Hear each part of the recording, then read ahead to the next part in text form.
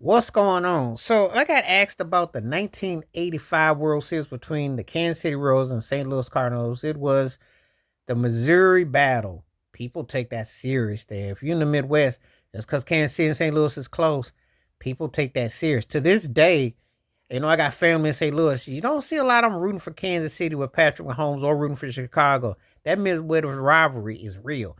This World Series, Game 6 in particular, well, the late umpire Doc Manger, who called George Order out safe when Jack Clark tossed the ball to Ty Burrell, and he clearly like he was out at first, but they gave Order the bag.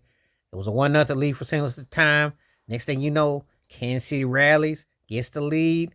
Then the series goes to Game 7, and Kansas City wins the World Series. If he's called out, does that change the landscape? Does that mean that St. Louis wins that World Series?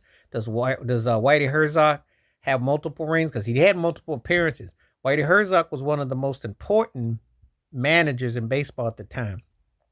He might not have been as colorful as Tommy Lasorda or seen as a guy who could go wherever and do the thing like Sparky Anderson, but he was in that mix with them, you know. And it was Dick Hauser was the manager of Kansas City, I believe, at the time.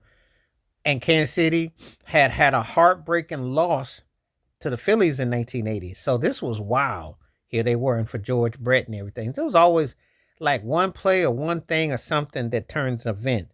But it was the interstate Missouri World Series. It was one of those World Series that it was compelling. It went 7 games. There was no instant replay. So it's not like you can go back in time and say, 40 years ago, you don't have the technology. That doesn't really mean anything because I've seen instant replay where it didn't work too. So does it really mean anything? It's just that now you got more ways to highlight the faux pas. But baseball is just like any other major sport. It's always a game of inches, calls, what didn't go your way, what goes your way.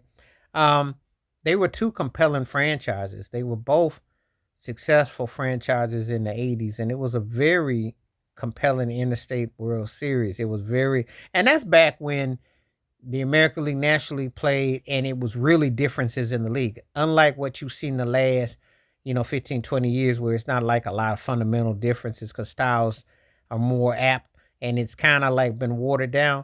Back then, you could tell the difference. Well, for one thing, pitchers didn't bat. So in the American League, so the DH rule was in effect, and it felt like two different worlds. It really did. If you were a baseball fan back then, I dare you to come at me and tell me the 60s, 70s, 80s, and through the 90s that the American League National League felt as watered down as it has the last 15 plus years. I dare you to, because it was different. The pitching was different. The styles were different. That's why people had chose sides, and they were one side or the other. But anyway, very memorable World Series.